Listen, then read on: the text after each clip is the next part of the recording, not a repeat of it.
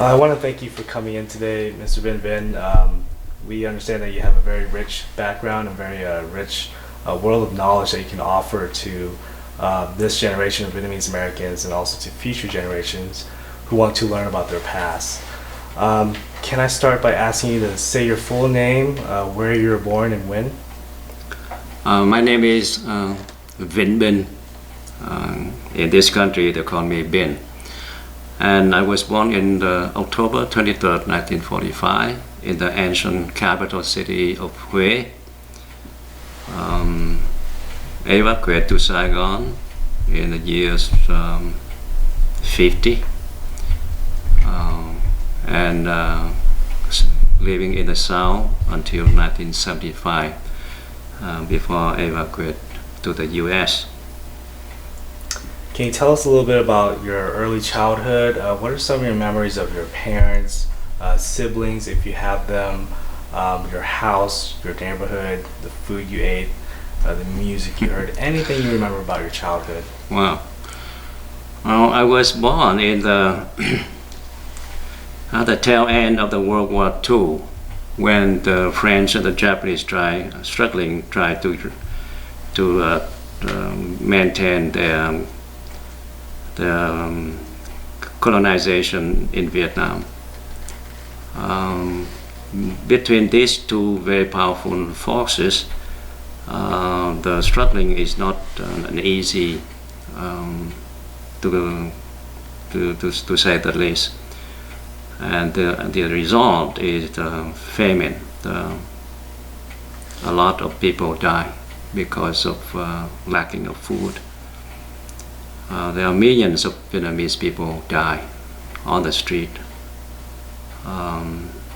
And we saw lots of painful memory during that time.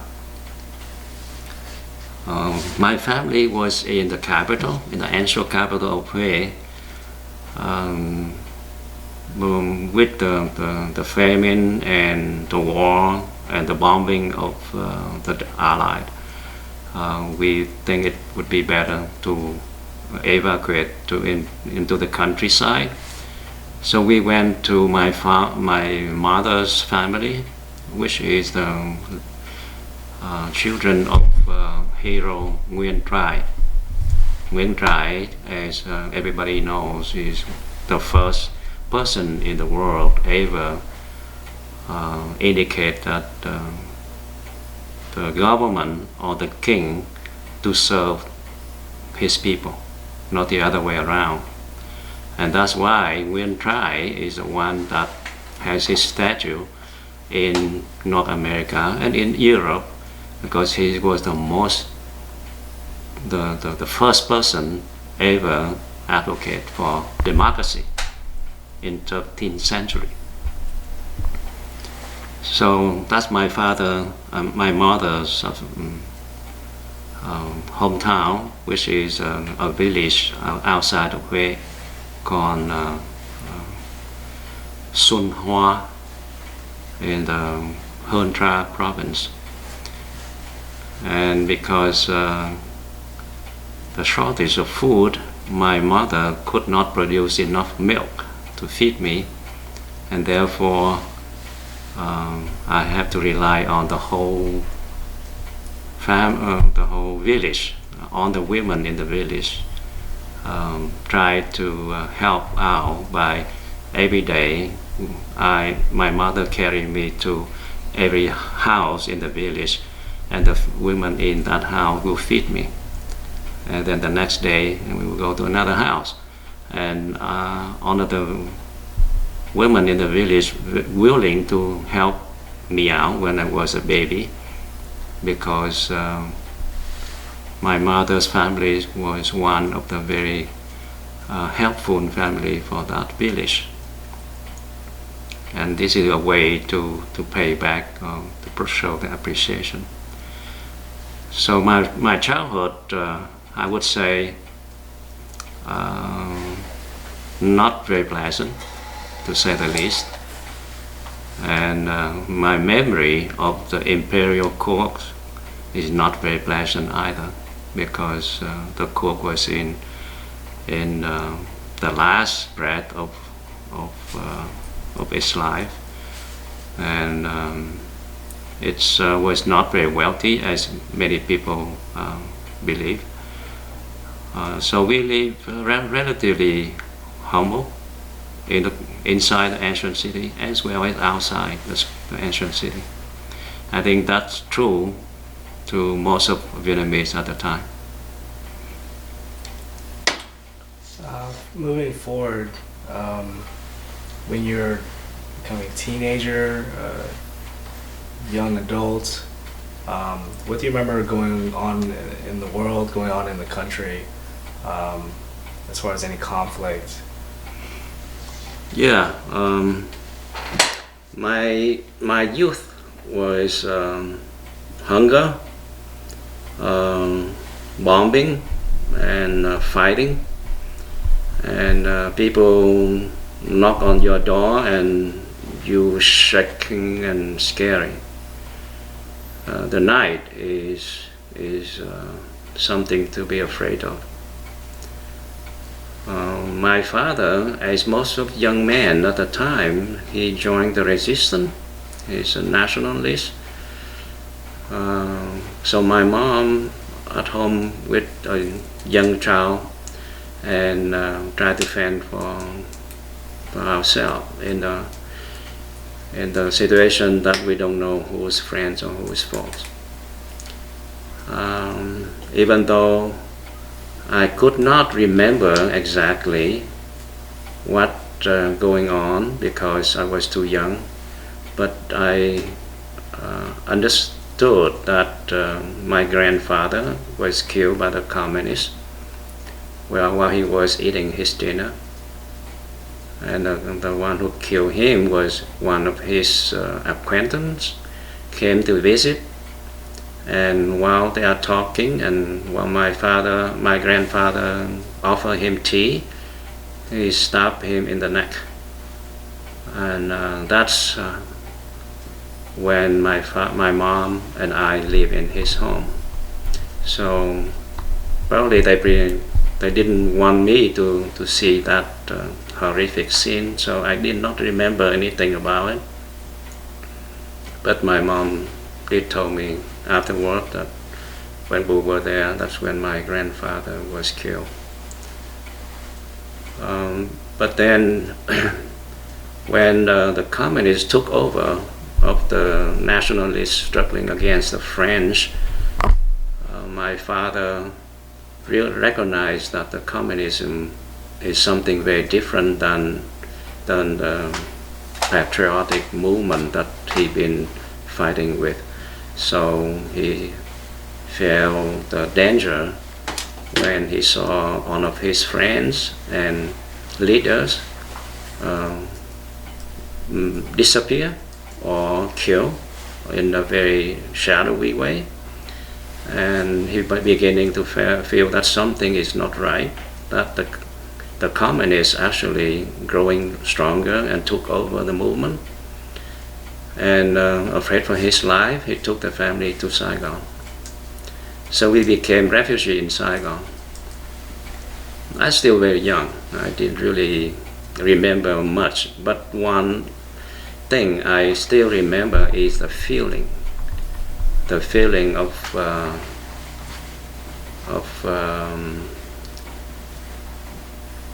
exposed into something unknown, the feeling of cold, of scare, and sometimes I'm still, right up until now, sometimes I still feel that in the middle of the night, that feeling of frightening and hopelessness. That when we were a refugee in Saigon, very poor because of being a refugee. You found no job yet and was scraped by to live until he became a professor because he was educated in French. He became a professor, then our lives has become a bit better. And we moved around the South from Saigon to Canton to Vinh Long and back to Saigon when he became general director of the education. Our life is better by then, but the country is still in chaotic. What do you mean by your life got better? Did you mean you just had more money? What do you mean by that exactly? Well, better in the term of the standard of living and the respect that we receive from the people as a high-ranking educational official. My father also was a very kind person. A lot of people love him, and therefore they love us too. I still remember many of the people in the education field really help us out in a difficult situation. So we have a special place in our heart for the people of the South. Very honest, very straight, and very kind people in the South. And in return, the people in the South has a special place in their heart for the Nguyen family, because the Nguyen families were the people who explore, develop, and colonize the South for the Vietnamese people. And they brought into a lot of poor people from the North to settle in the South. So the Southerners always have a special place for us, the Nguyen dynasty. So you are a part of the Nguyen dynasty? Yes, my name is Binh, so that means I am the 5th generation of the linear poem that Emperor Minh Mang developed while he was on the throne to maintain order in the family and the ranking of family member. He developed poems that say the first generation would be Mien, and the next one is Hướng, and Ưng, Bu, Vinh. That's the first sentence, and each word represents one generation. So Mien is Emperor Minh Mang's son, which is Emperor Tu Duc, and Hướng is Emperor Thiệu Tri, and so on.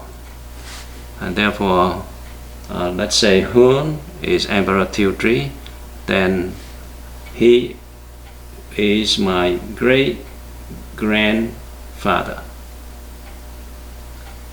And then Vinh is my generation, and also Vinh Thuy, the last emperor of the Nguyen dynasty, which is Emperor Bao Dai. So Bao Dai is my cousin. And what do you know about the last emperor, Bao Dai? Vaguely, he's much older than I was, although we were the same generation. He's very pleasant, personality-wise, very pleasant person, very handsome. But I remember most is his wife, Queen Nam Phương, very beautiful and very kind. Unfortunately, they didn't have a very good, happy marriage, and she lived lonely the rest of her life. She died also very lonely in France. Where did they live during this time? After President Ngo Dinh Diem, which is the first democratic president of Vietnam, President Diem actually dethroned Emperor Bao Dai and established the first Republic of Vietnam. So since then, Bao Dai lived in France. That is around 1956, if I'm not mistaken. So since 1956, he lived in France. So he was the Emperor of Vietnam, although he lived in France? Well, when he lived in France, he's no longer Emperor of Vietnam. President Ngô Đình Diệm dethroned Emperor Bao Dai in 1956, I believe. So what was going on in the background as far as the history of the country? At what point did the French invade our country? And at what point did that change with the upheaval in the Patriotic Vietnamese Party? The French invaded Vietnam very early on, since Napoleon, the Emperor of France, they found way over the South Indian Ocean to China, and on the way they found Vietnam. They felt that Vietnam has such a strategic position. It's a gateway into China. Also, the long coastline overlooked the South China Sea, controlled the naval circulation through that sea. They felt that Vietnam would be a good spot for them to position some sort of military base to protect the commercial route from Europe over to China. So they came to Vietnam early on in the late 18th century. At first as friends, commerce allied, and tried to bring Catholicism to Vietnam with Catholic priests. The friendship between Vietnam and France didn't last very long, because after they tried to force themselves into Gia Dinh, which is now Saigon, and there was a big battle there. Vietnam could not withstand the technology of their artillery, so Gia Dinh fell, and they took Gia Dinh and gradually, another 6 provinces of the south. And that is the beginning of the colonization of the Vietnam. But the will to fight against the French was strong, so it took the French 45 years to try to conquer Vietnam, bit by bit, piece by piece, through diplomatic and through trickery, and also through war. All sort of ways the French used to conquer the Vietnam. So after they conquered the south, called Nam Kỳ, they go around and try to conquer the north, because they know the emperor is in the center, at Hue. So the center was more like an untouchable area. They don't want to do that yet. So they try to conquer Hanoi by attacking Hanoi itself. And General Nguyễn Tri Phương also cannot hold Hanoi because of French artillery. He committed suicide because the Hanoi fell to the French. So there are a lot of heroism in the war against the French, and it lasts 45 years before the French established colonization of the north and the south, leave the center for the emperor to govern. That won't last very long, because in the 19th century the French beginning to send advisor into the court the emperor court. So French are now in the court and function as advisor. So since 19th century on, French colonization just be getting worse and worse until they completely colonized Vietnam. So in that time, there's a lot of uprising of the Vietnamese, try to gain independence from the French. And you can hear a name like Nguyễn Thái Học. It's a young, maybe 23 years old, maybe your age. He was a student too. He tried to uprise against the French, but it was premature. It's too young, the movement too young. So he was captured and executed with his young wife. Do you remember what he did, what his efforts were? He didn't do much yet. He has the youthfulness of his movement, and there's a lot of young students and people follow. But instead of waiting for the right moment, he, for some reason, must came out to openly fight against the French when his force was not ready, and when the movement was still in infancy. So the French kind of easily destroy his movement and capture all of his people. So by movement, by fight, you literally mean he gathered young men, gave them guns, and told them to move in to take out the French. Was that his plan? Something like that.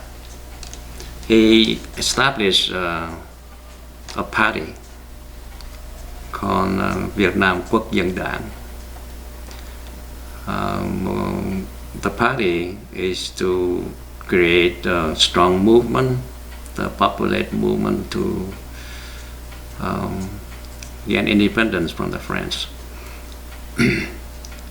But there were spy or traitor actually discover and beginning to track them, their movement and their activity. So I think he felt the pressure must come out and must come out early on to attack, because he felt that maybe sooner or later they're gonna get him and his movement.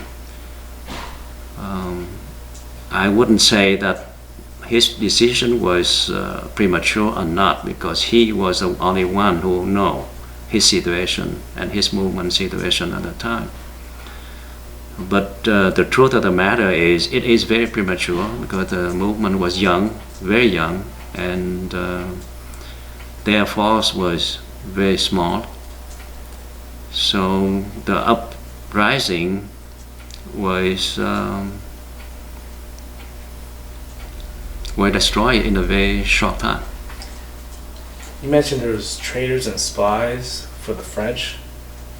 I imagine the French were French people, and I imagine the resistance were Vietnamese people. So how is it possible that they were able to infiltrate the rebellion? Did they seduce Vietnamese men to betray their own country and to join the French? This is you really hit the sore point in my heart. Throughout our history, we have lots of hero and heroism, but we also have a lot of traitor and people who are willing to sell their people and their country for a price.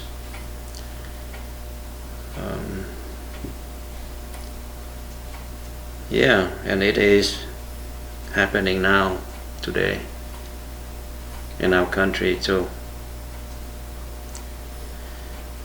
So I don't know how to say about this.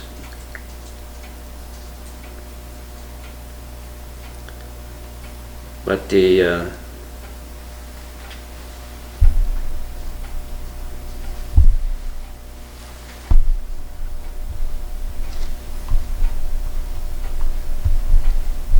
if you look at today's situation, why would anybody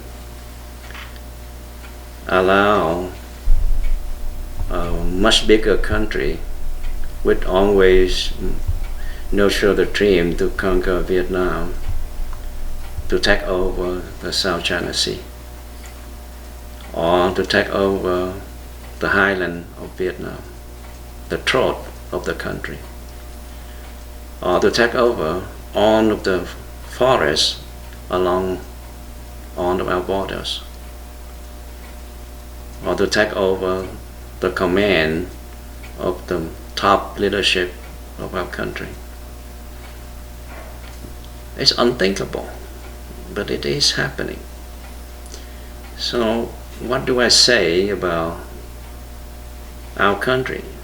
We have a lot of good, honest people, a lot of heroes willing to sacrifice their life.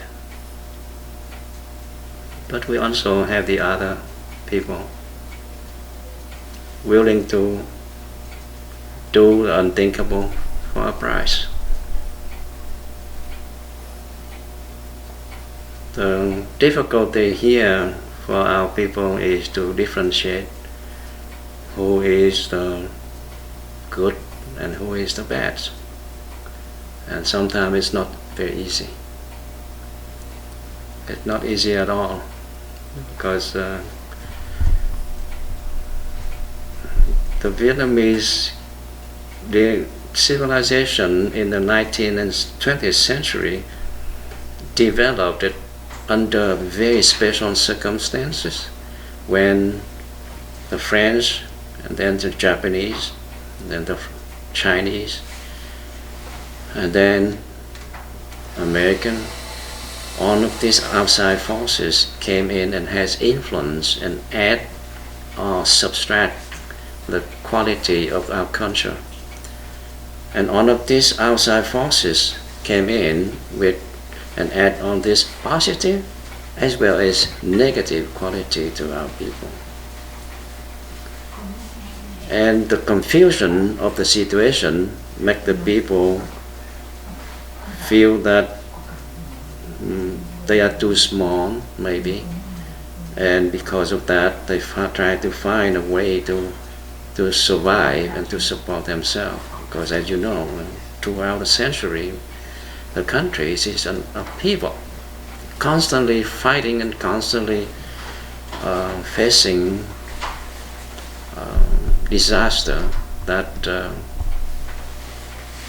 kill millions of people. So there is not very much trust, I guess, and not very much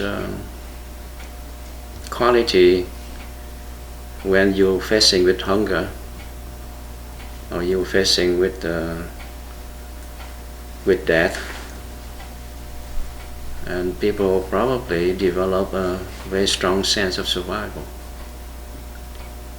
And I think the survival instinct is very strong within the Vietnamese. I guess it's part of it because of all of this pressure, violence and war and political upheaval from outside as well from inside, that tear our country apart, tear it into bits throughout the century. So you spoke of the first hero, young hero, who took action, but prematurely.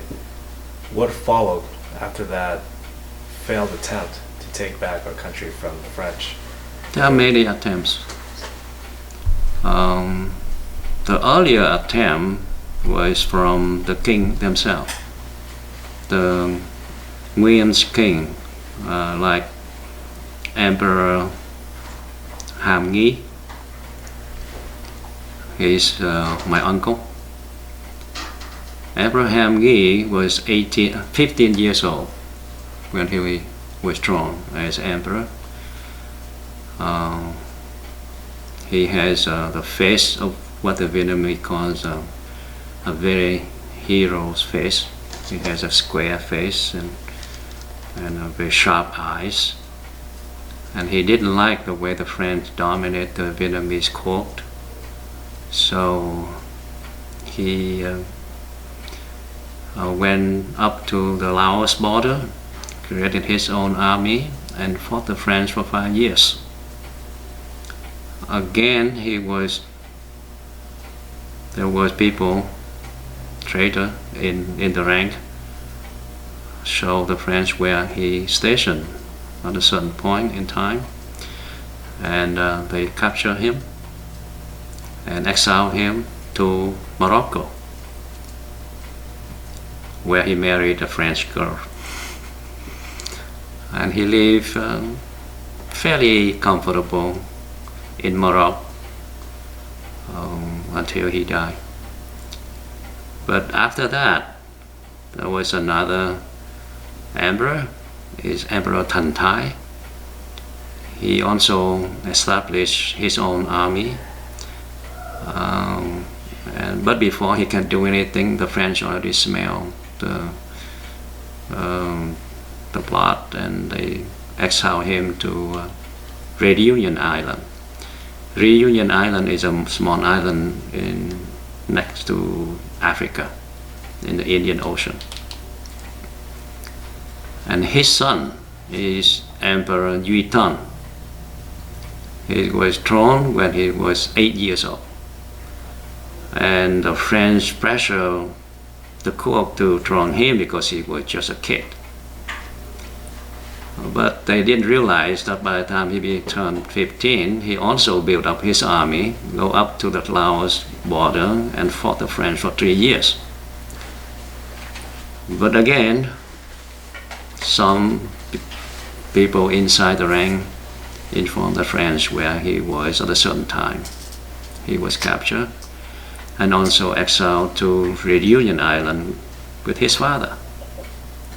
So the two of them lived there until they die. Very hard life in the island. He met he lived by being a radio repairman. He fixing radio and became a ham operator, which is a short waves radio. At the time, very few people using ham.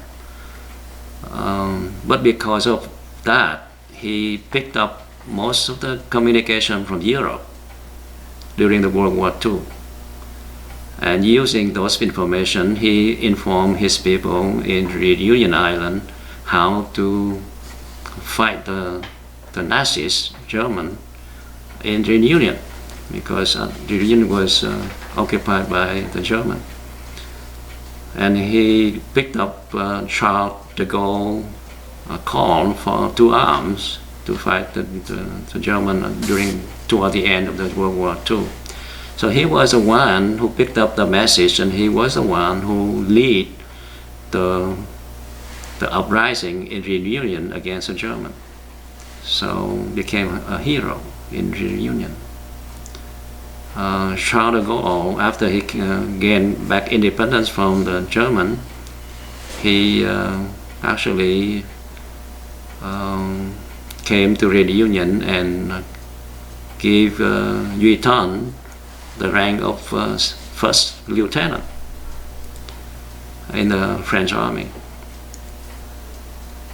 So when Charles de Gaulle tried to find a solution for Vietnam, at the time the Vietnam and communists and French still and the Japanese still struggling, Charles de Gaulle thought about bringing back Emperor Duy Tân because he was very revered in Vietnam. People respect and love him. And when after the meeting with Emperor Yuan in Paris, Emperor Yuan flew home to Reunion Island, and for unknown reason and still very big question mark to today, his plane crashed and he died in the jungle of Congo. And we still don't know for sure, was that an accident or was that an intention? So that solution for Vietnam disappeared with him. I think somebody say maybe the English or other power in the world didn't like the idea of a new emperor of Vietnam who is friendly to France. So get him out of the way is a way to maintain the influence of those new powers in the region. This still unanswered question. But this is just some suggestion from some people, but who knows where the truth gonna lie? I think history is still open on that. So what was the turning point when a country was finally taken back from the French? Well, the French gave return independence of Vietnam to Emperor Bao Dai, the last emperor. At the time, the movement of returning independence to all of the countries is going out throughout the world under the pressure of the American and the UN. So all of the colonized country throughout the world, from Asia to Africa to South America, they gained their independence, as well as Vietnam. So in 1948, I might be wrong, but around that area, Emperor Bao Dai received gaining the independence from France and established a new government called government Trần Trọng Kim, and that's the first independent government of Vietnam. How is it different from the past governments? The difference from the past is Emperor Bao Dai is head of the country, ceremonial figure, but the government is run by Trần Trọng Kim. Trần Trọng Kim is a very well-known historian, well-known scholar, and Trần Trọng Kim ran that government for a while, then being taken over by the communists by force. So the communists were not the people who gained the independence from France. They took it from the government of Trần Trọng Kim, headed by Emperor Bao Dai. And can you talk a little bit about that takeover? How long did Bao Dai stay in power with the new government before the communists came in?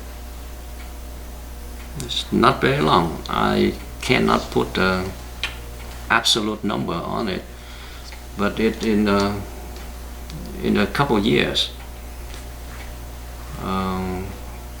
the communists took over a large area of the north, and wants to want the Emperor Bao Dai to hand over his royal sword and royal stamp. And Bao Dai, being a scholar and a kind man, he didn't want war. Because if he doesn't do that, there will be war among brothers. So he agreed to hand over his sword and his royal stamp with the condition that Vietnam become an independent and democratic country. Who are the Communist Party, or whatever you call them at that time? Who were they? What was their goal? What did they want? The leader of the communists in the north was Ho Chi Minh. He has many names, but now we know him as, one of his names is Ho Chi Minh.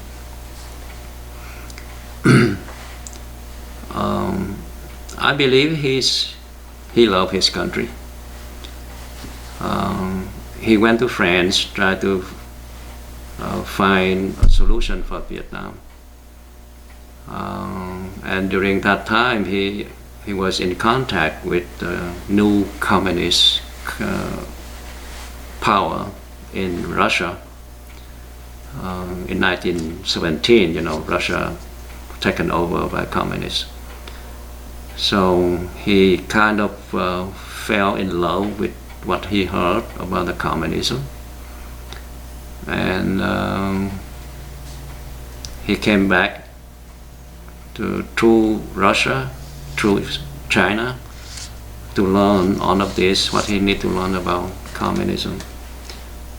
And I think the three, Ho Chi Minh and Russia and China, established Ho Chi Minh as a leader for the new Communist Party in Vietnam. And they took the flag with the red flag of the communism, and the flag with one star in the center, which is the red flag of communism in Phúc Kiến, which is a province of China, as the flag for the communists in Vietnam. So by ally with communism, Ho Chi Minh dreams it to be the front man, the one that will bring the brotherlyhood of communism to Southeast Asia. So his dream is to have Russia is a big communist country, China is a big communist country, and he will be the front man who will hold the Southeast Asia, which is a pretty big area too. And he received a lot of support and aids from Russia as well as from China.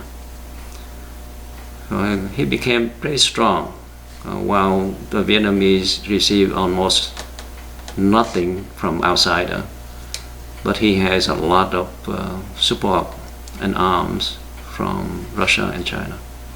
So he took the north from when the Japanese and the French tried to settle after World War II. In that chaotic time, he took the north.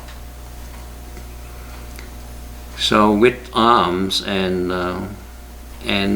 land in the north, he pressured Bao Dai to hand over. And Bao Dai didn't want war, and he hand over. And history will tell if that's the right thing to do or not, but that's what happened. So communism is an idea, and it has its own philosophies, and it obviously has something that sold Ho Chi Minh and the people who supported him.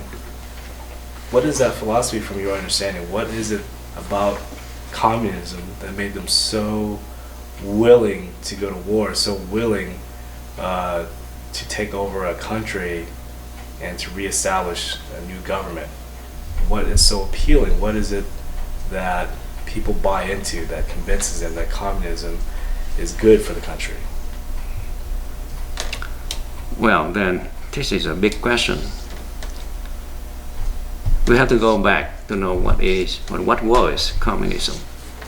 Communists came to being in Russia during the 1917, the early 19th century, because of the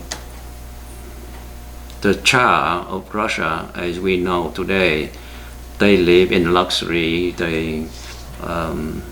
And while the Russians live in poor, and most of their income have to be taxed by the Tsar. So there are a lot of injustice in Russia. Russia always is a country of injustice because of the Tsar, and because Russia is a very big country, very poor country, and the weather is very bad there. It's very cold. The harvest season is very short. People are always hungry. So Russia is the good place for revolution because the people are poor and under the oppression. Communism came out from that environment. Now they need to take the Tsar down. They need to distribute the wealth, and people must have food to eat and so on. Beautiful ideal. And any young man at the time not follow that ideal must be something wrong with him, because it is a justice and equality and living for everybody equally. But at the same time, when that ideal got hold in Russia, Lenin, which is the leader of the movement at the time, also insert in that ideology the idea of class struggling. He felt that without killing other classes, then the poor and the farmers and the worker will have no chance. So in order to this class to come up and take over, there must be killing. There must be mass killing. And they set a certain formula, 20% of population or 25% of population. I don't remember exactly, but there are different classes that this class must be 25% and that class must be 20% killed. So that class struggling become the theme, and it creates horror across the country, because there are millions and millions and millions of people killed because of that idea of class struggling. And the communism now become not a movement for equality anymore. It become a movement of class struggling, of the poor try to kill the rich, or of the governor try to kill the governor. And it spread that way over China. So we see in China too, 40 million people killed because of no reason. They get killed maybe because they have a piece of ground, a piece of land. They get killed because maybe they have something that the neighbor doesn't have, like maybe they may have a bicycle, the neighbor is still walking, then they could be got killed because of that. So the class struggling came to the extreme in China and then it popped into Vietnam. And Ho Chi Minh, being the student, the follower of the Russian and the Chinese, he took instruction from both. And the instruction is to kill 20% of this class and 25% of this class and 10% of this class, and he just make the quota. Let's try to make clear the idea of this class struggling. What exactly is the formula here? You pick certain classes, such as farmers, such as what else? What other kind of classes are there that we're talking about? Well, the worst, the enemy of the societies are the rich. Okay, so we have the wealthy. The wealthy, farmers. right. Is there just two classes? What else is there? Well, the wealthy are the people who have land, or who has business, or who is a profession, who has profession and make a good living, or who can. Vietnam was not a capitalism, but some business, big enough to make a good living for some family. So the communism start as a struggling between the poor and the capitalists, which is the people who are rich, the boss of the mills, or the people who run the shipping land. that was at the time was actually that yes, there is a misdistribution at the time. But in Vietnam, there was no class like that. Vietnam is a poor country. So we got the farmer, we got the worker, and not very many workers. And we are not industrialization. The industrialization has not yet reached Vietnam. Most of the country are poor farmer. So the ideal of communism between worker and their boss cannot apply to Vietnam. So they modify it and become the ideal of the struggling between farmer and the landowner, the people who have land for the farmer to use. Or the struggling between the poor and the scholar, the educated people who can make living, when the poor make a scrap of living, and then the educated people get a little bit better, making living better. So it becomes screwed into a very distorted way that now the scholar, the educated people, and the people who has any smart to develop a certain business or industry become enemy of the country, and they will get killed. Their asset and business will be taken over, and the country fell into disrepair, into a country that has no infrastructure to lean on, and that's why you see the country become very poor. So, in contrast, the idea of capitalism, free market, is that if people are allowed a chance to educate themselves, take a risk, open up a business, increase that business into something industrial, something big, that helps the entire country, right? So in contrast, the communists seem to say, well, it's bad if we have too many capitalist type minded people who are educated, who are making money.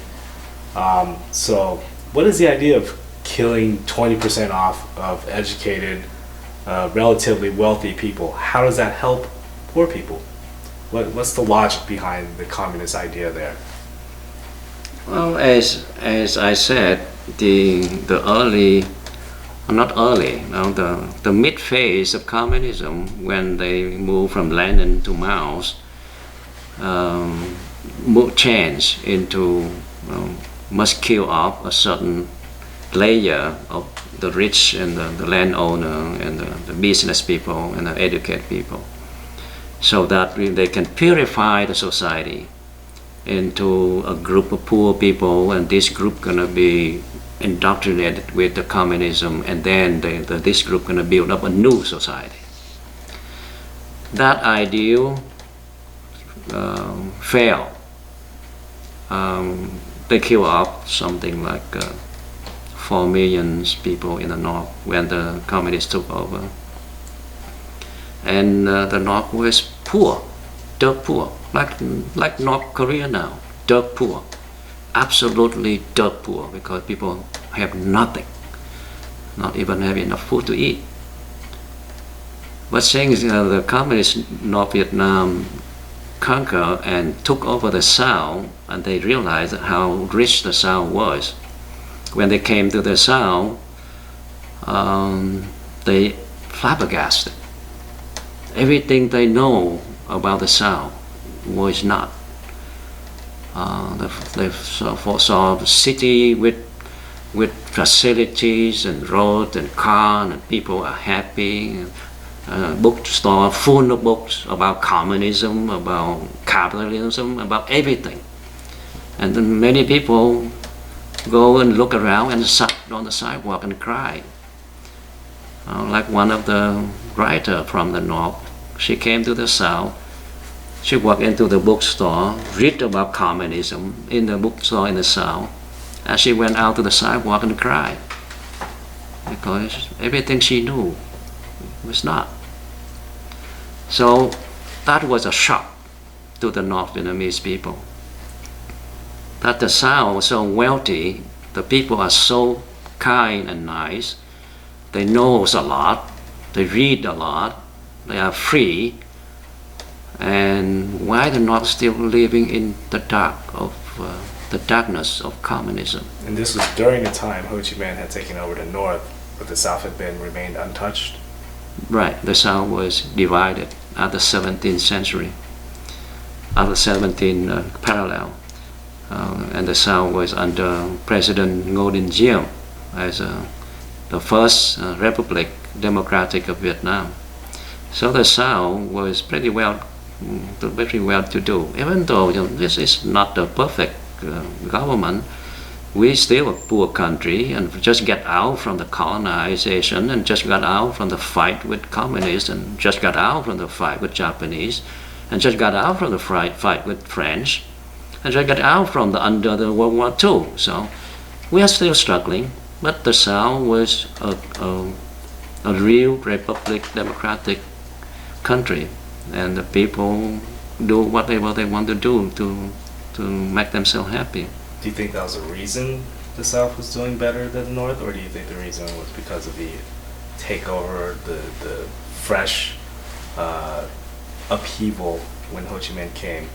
What do you think was the reason that the two, North and South of the country, was so different at that time? It's so different because the North was communism and the South was a free democratic country. Now, if that's true, then why didn't the communist power, the government up there, observe the South and say, what we're doing is wrong and it's not working, we should reconsider? Well, like as I said before, Ho Chi Minh dreams it become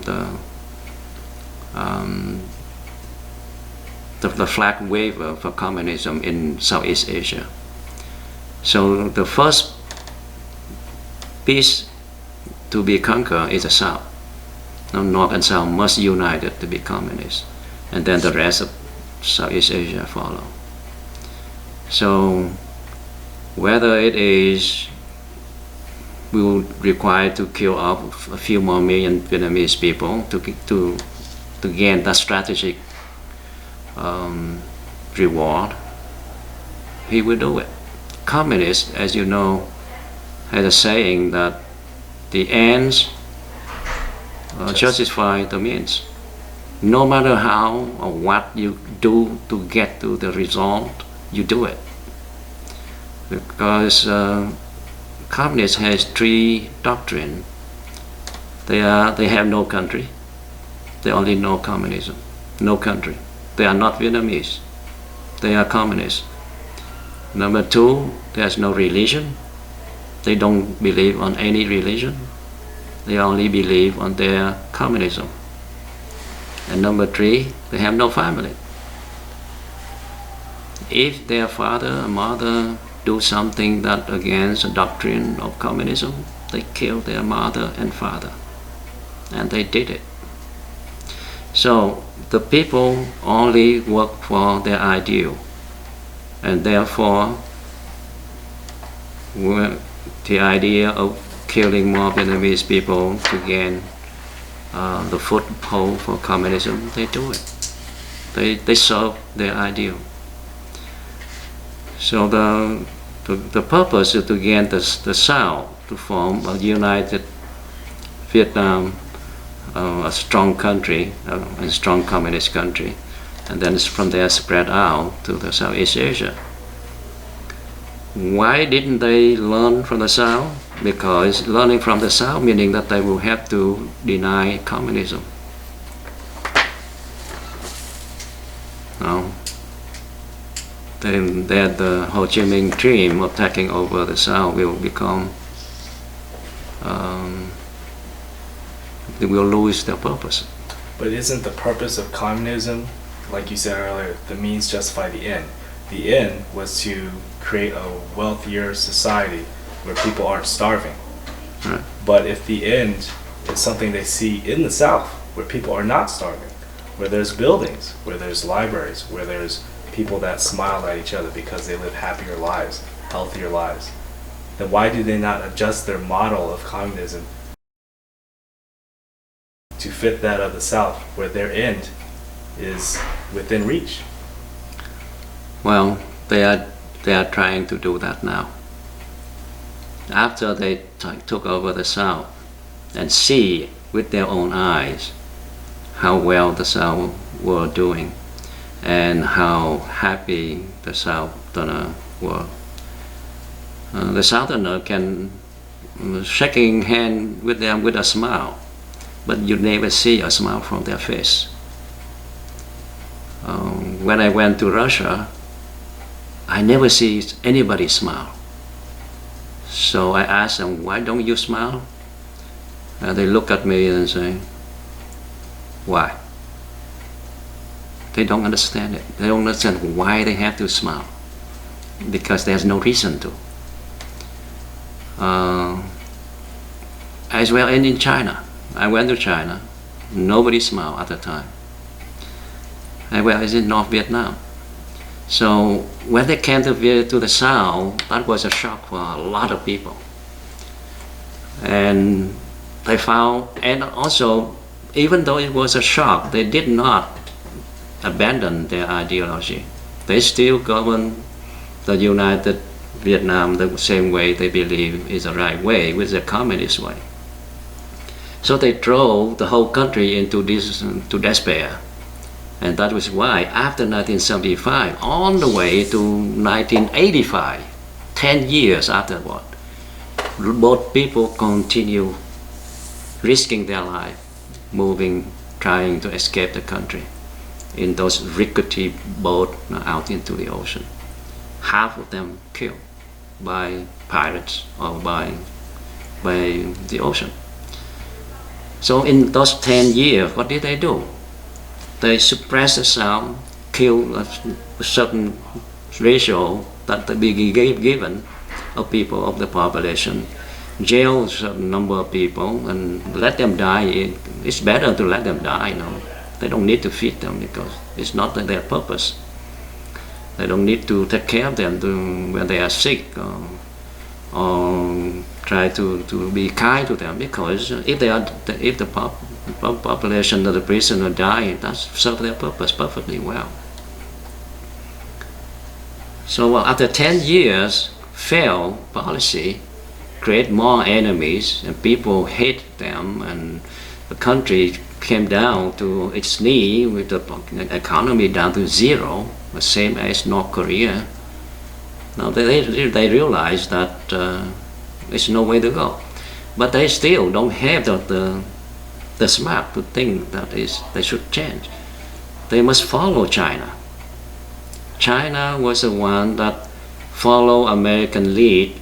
Now since Kissinger and Nixon came to China, and they promised China that if you open up your market to American, you're gonna see your people rich beyond belief, and we will help you do that if you open up your market.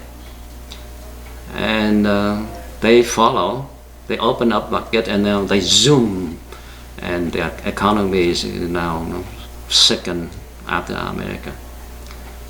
The Vietnamese look at that and they follow. They change the market into open market, but they don't change the political system. They maintain the political system as a communist, because that way they still govern Vietnam and control Vietnam under communism without any challenge. No challenge at all, because communist is one sole party, and the communists had the right to govern Vietnam. So they don't want to give that up. So we have the dichotomy. We have a contrasting of system of free market and a dictatorship in the political system. That is why now we see people start to struggling with that. How that work? Now, if you're free, but then you have to live under dictatorship, how free is that? So there is a struggling among the populace. But the government is fine, as long as they hold the control, because there's a lot of good things come from that. On the high-ranking government officer, the people in the political bureau, the leadership, every one of them become billionaires. We're talking about billionaire, B with a B. and multi-billionaires, not only billionaires. So it is a very lucrative thing to do by maintaining the dictatorship. And that's why they only change halfway. They followed China to open the market, but they keep the communist control. So when they first started with the first takeover, when Ho Chi Minh came into the north and eventually the south, this was a response to what you spoke of earlier, which is survival instincts, correct? When you don't have food, you do what you have to get food. If you're not wealthy, you do what you think is right to create wealth for you and your family and your country, correct? So this is what the communist was thinking when they took over.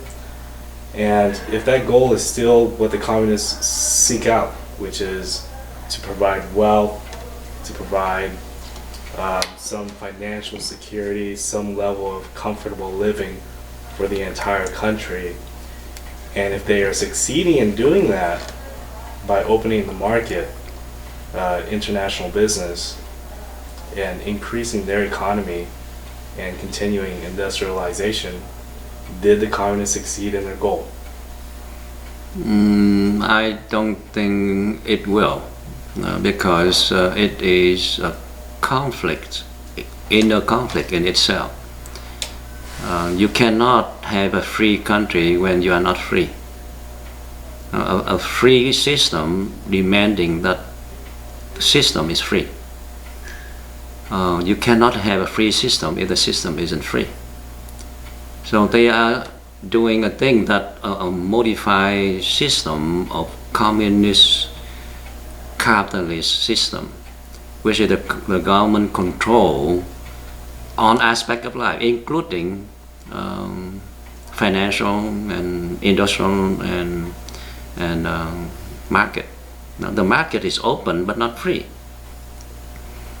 A lot of government companies, a lot of rules and regulation of the government, and a lot of restriction on how much you can decide on your own and how much you have to follow the doctrine.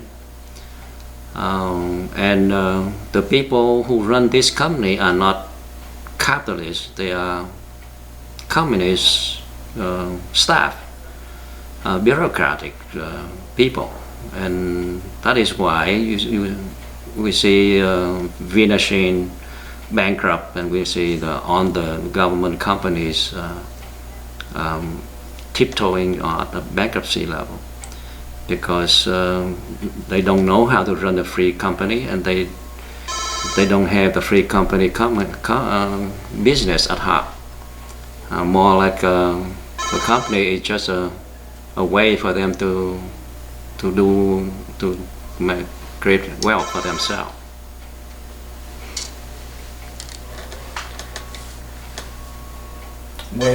When the last emperor Bodai was still in power, before Ho Chi Minh forced him to surrender, it was a free North Vietnam, right?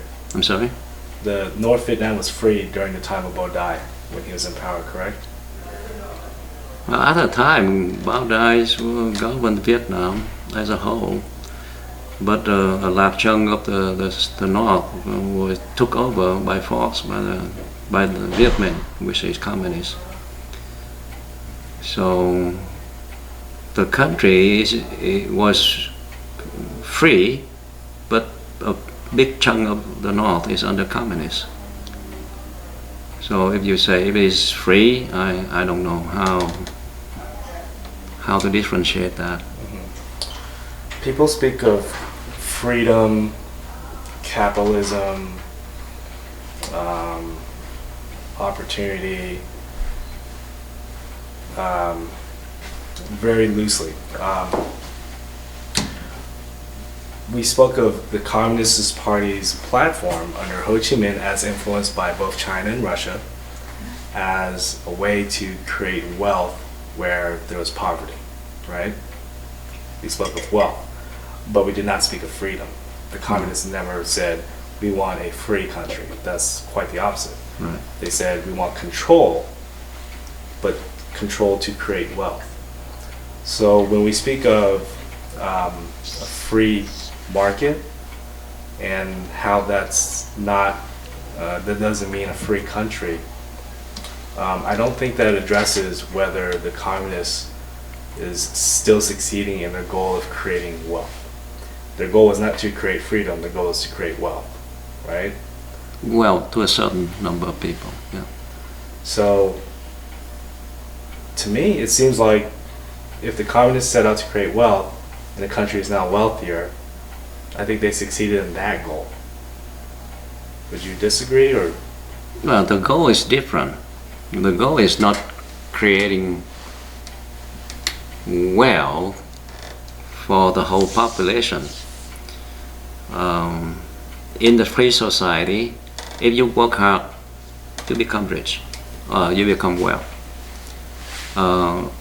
In the controlled society, you work hard, not necessarily mean that you're going to become rich. But if you have connection to the party, if you have, if you are a member of the party, then you become well beyond belief. You are not belong to the party, you are not part of that so-called cronies economy, then it's not you to become well. So there's a certain selection. And that's what the controlled economy is a control who will get what.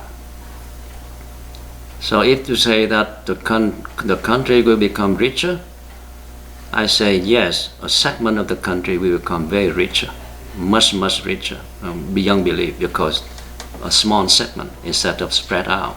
So that basket of wealth concentrated into a small section of the population. The vast majority are farmers.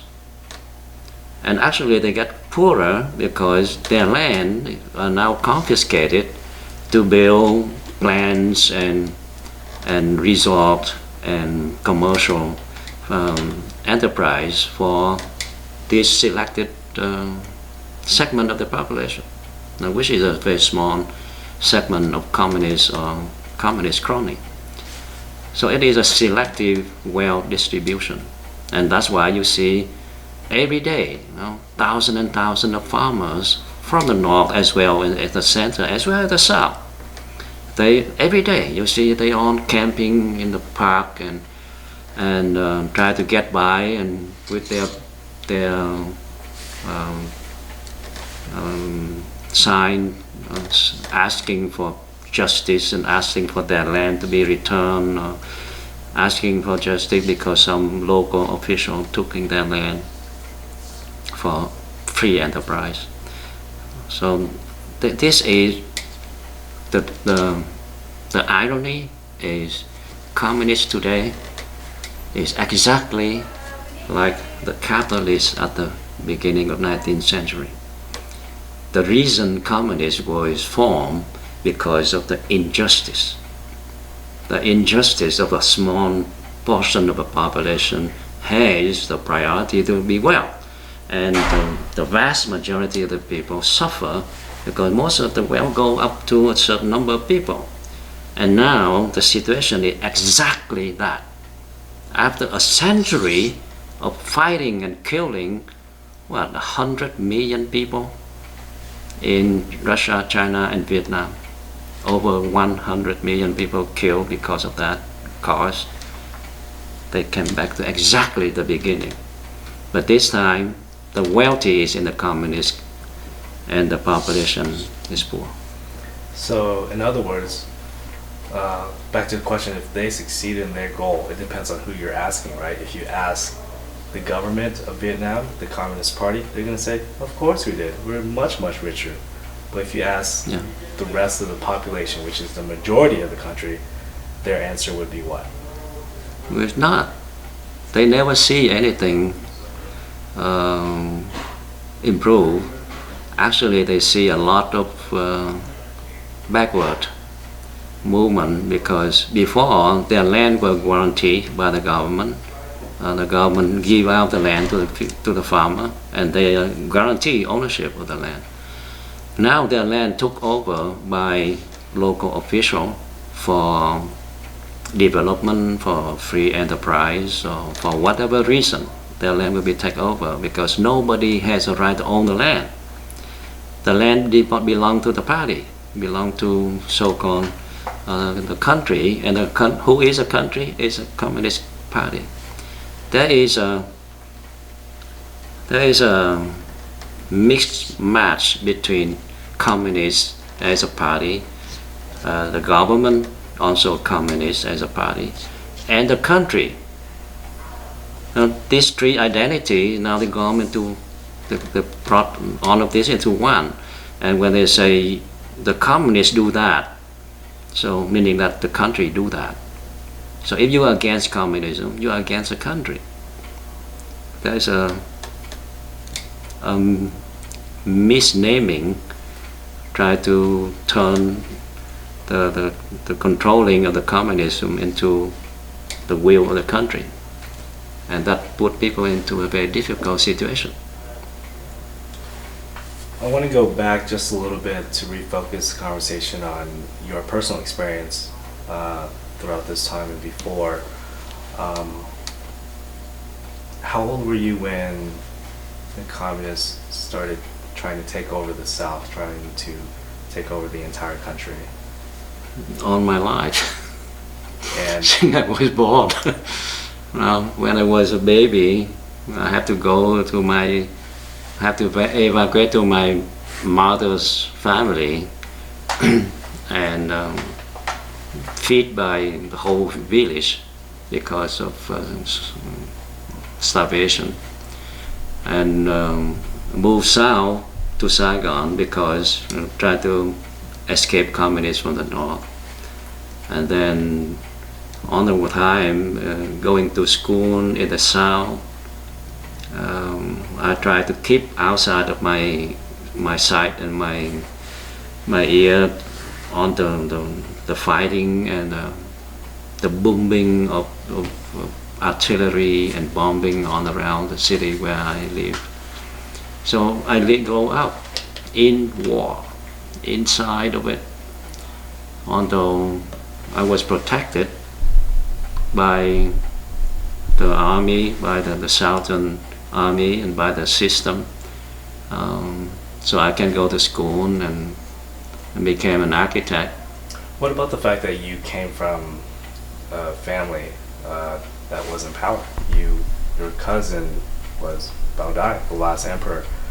Did people know this? Was this public knowledge? If so, did they treat you differently? No, nothing different, because the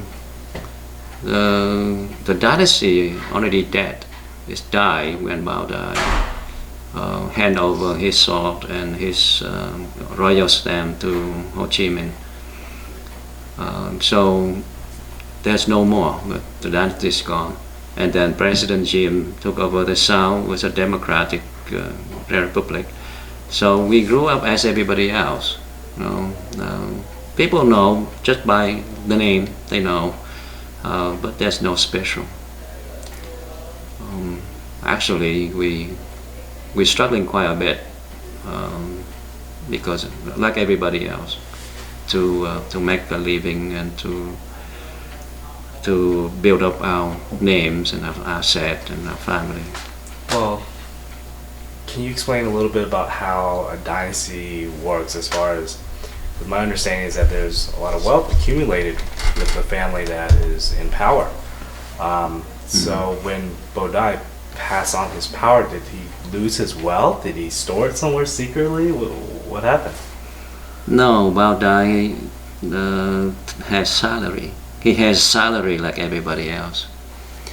The Vietnamese court was not rich. He's actually poor. I remember when I was in there, we ate very poorly. Nothing luxury at all. And after war and communist occupancy of the ancient capitals and the French occupancy of the capital, there's nothing left. The French took some, the communists took some, And it changed hands quite many times. No? The Japanese took some, and then the communists came back in 1950, 1945, and 1968 in the Multan, the attack, upheaval, uprising in Multan. They took the ancient capital almost empty. There's nothing in there. It's just shells of building and nothing else. I remember there was some, when I was a baby, there was some jade and jewelry to make it into flowers and decoration in those buildings. But the picture that I saw today is nothing like that. It's just an empty shell. So where those things go, I have no idea.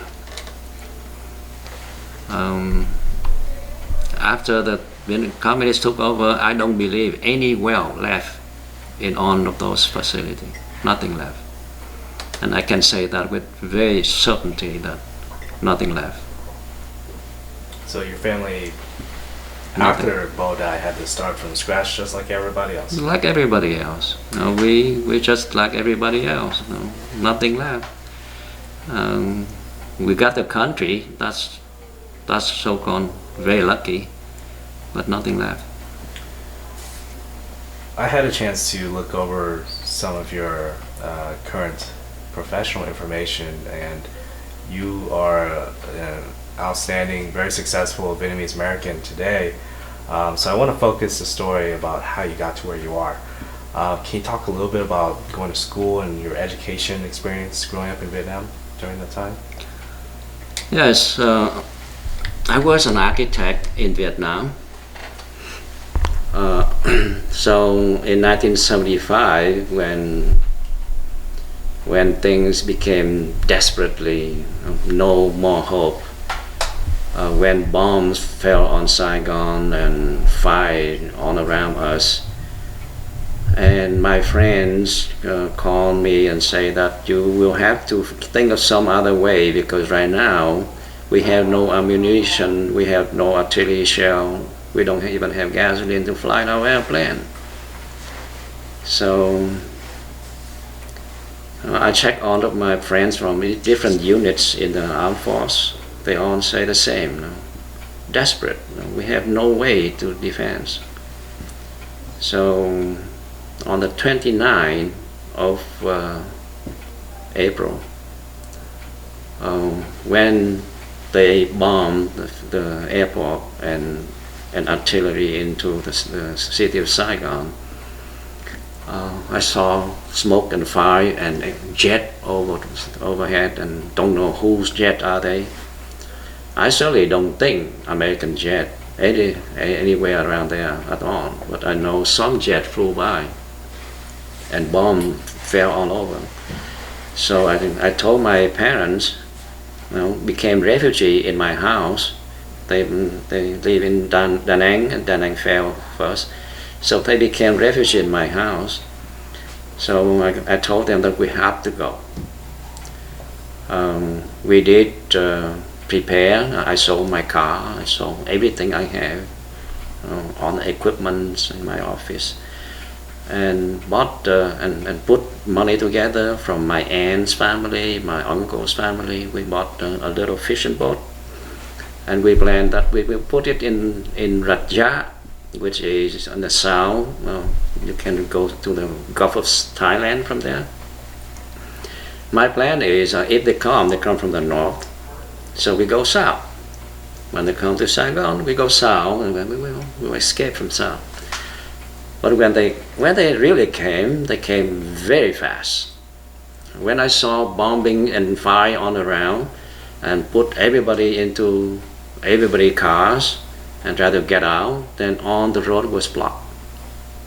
Because when I came to the bridge called the Y bridge, because it's shaped like a Y, there was a checkpoint there from the Republic Armed Force. They told me that they are over there, not not a kilometer from here. They all out there. So if you pass this checkpoint, your life is in your hand. So I don't want to tell you that you can or cannot go, but if you go over there, you're dead. They are there, about half a kilometer away. On boats? I mean, the communists. Outside? Outside the city.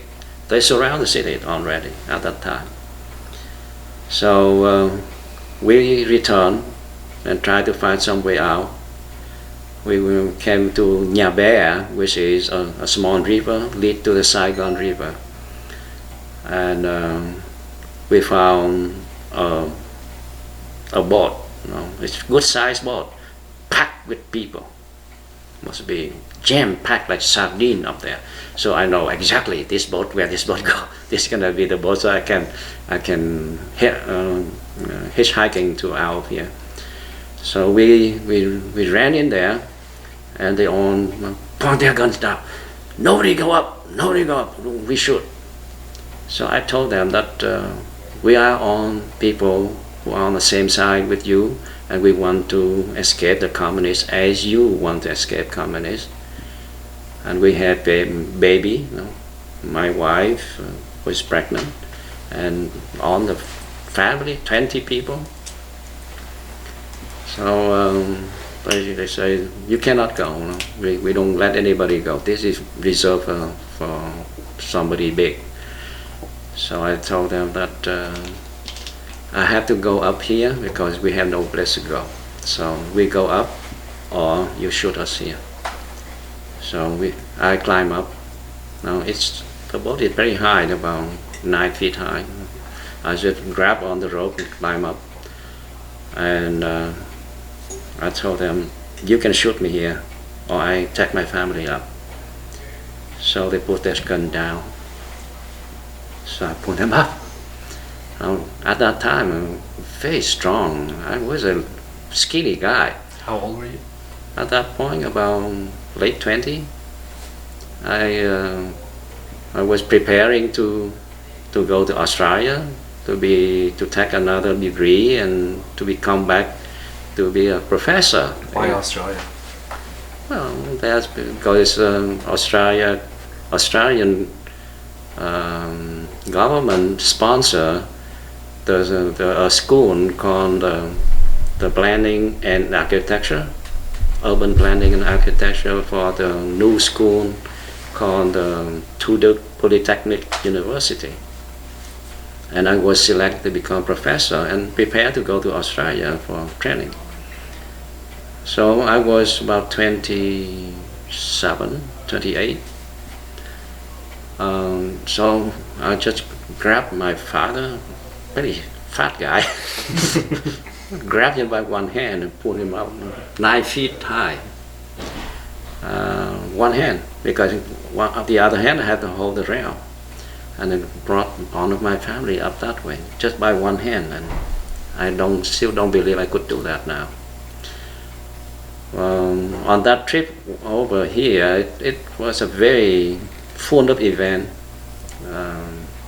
We were hungry, we were thirsty, we must face the pirate and all that stuff. Somebody sabotaged the steering system, all kind of thing happening. But we eventually came to Guam. Now we went all the way from Saigon all the way to Singapore. They refused to accept us because Singapore too small, and there was 15,000 boats and ships and everything can float came to Singapore on that day. A total of about 50,000 people. So they were panicked. Singaporean government panicked. So they surround the bay with their armed force and not allow any boat or ship can go ashore. So the only reason we can go ashore is my wife at the time was pregnant, and she was very ill and doesn't have enough nutrition for the last 3 days or so. So I asked them to let me go to the medical facility, so they can In check her Singapore? out. In Singapore, there's a military tent with a big red cross on it. So when we look, we can see it. Right? So we asked if we can go there, just check on her. So they took us into that facility, and the doctor there looked at us and he speak with us, and I told him, I'm an architect, my wife's here, a teacher, and they say, you must be very hungry. Yeah, we are.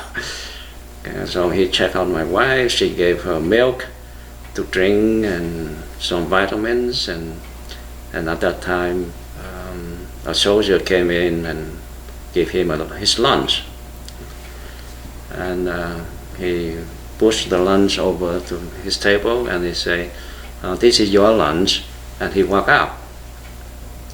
So this is the first meal we have after such a long trip. So I gave it to my wife and tell her to try to eat it, because I know her problem because of lack of nutrition. So the two of us keep pushing back and forth, and finally I jammed on her and said, you must eat it. And she ate half of it, and she made me must eat. So we keep pushing back and forth.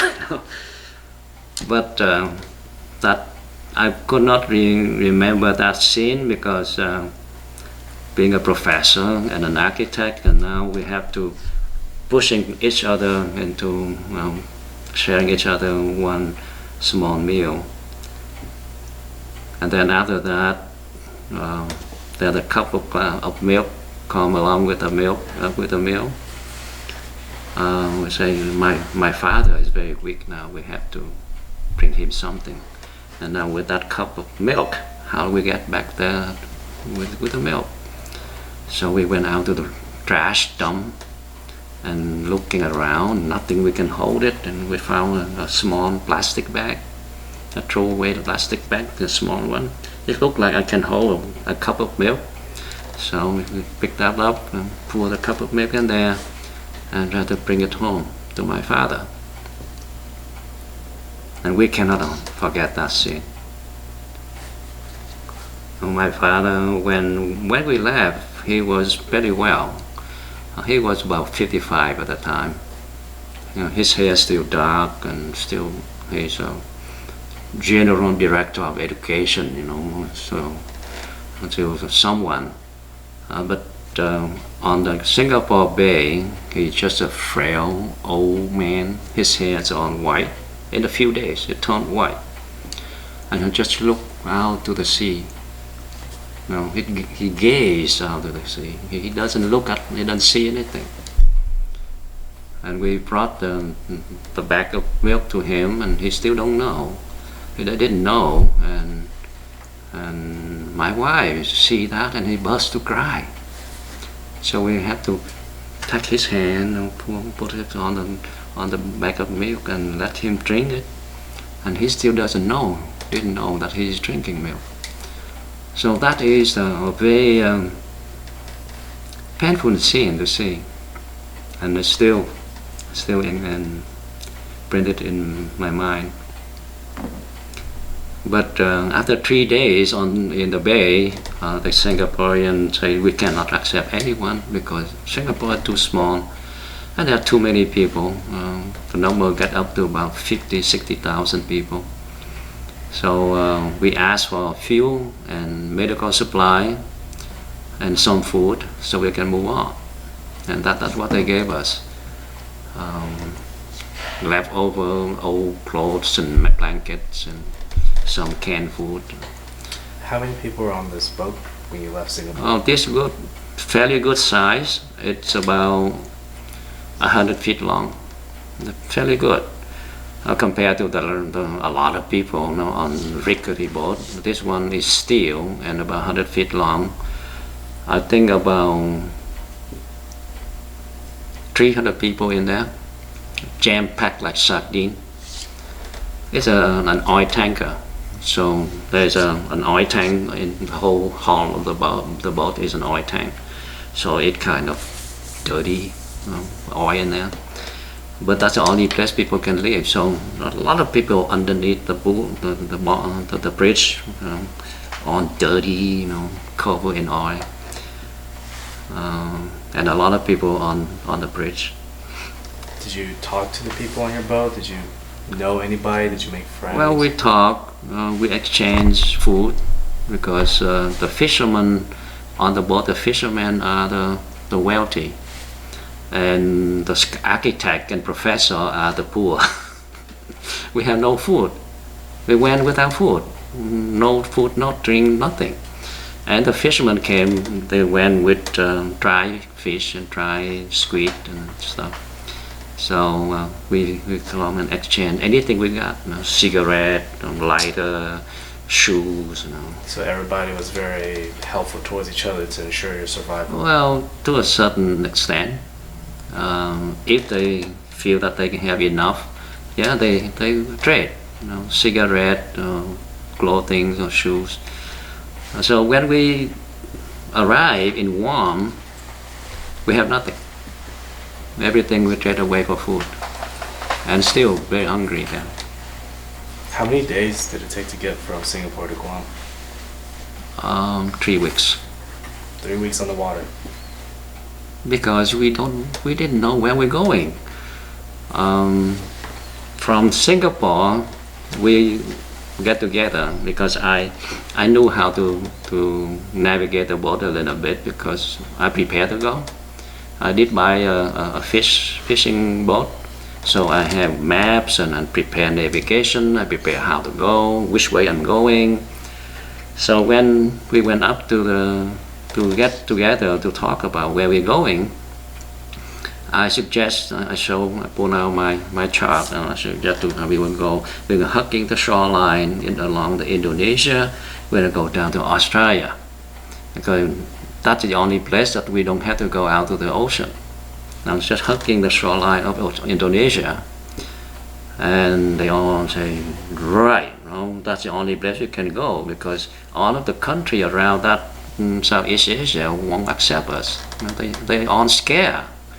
When Saigon fell, all of this country up in arms, and they scared. They don't know what's gonna happen. And especially when they see millions of people come out and try to find refuge. So nobody want to accept us. So we have to find a way to get out further, and they all agree we go to Australia. But then halfway down to Indonesia, I think we passed Philippines. Then we met an American plane. It's a 4-engine cargo plane. They spot us. They know right away it's a refugee, because it's sardine packed with people, and they flew to the north and waving their wing. We all scratch our head. What they say? Now they came back and they do that again. Go to the north and flap their wing. So I said probably they want us to follow, because they came 3 times. They want us to follow to the north. So we all opened up our chart and where we're going. There's nothing there. No, it's all water. But they come back the 3rd time, and this time they come very close, almost hit the mast, and they're flapping their wing and go to the north. So it's 3 times. This very insistent. This guy insistent we go follow. So we will have to follow to see what happened. Maybe there's a 7-foot boat out there that's waiting. So we go north, go north for another more than a week, 10 days. We saw nothing. No land, just water all around. So until we ran out of water, we ran out of food, and there was almost a mutiny on the boat.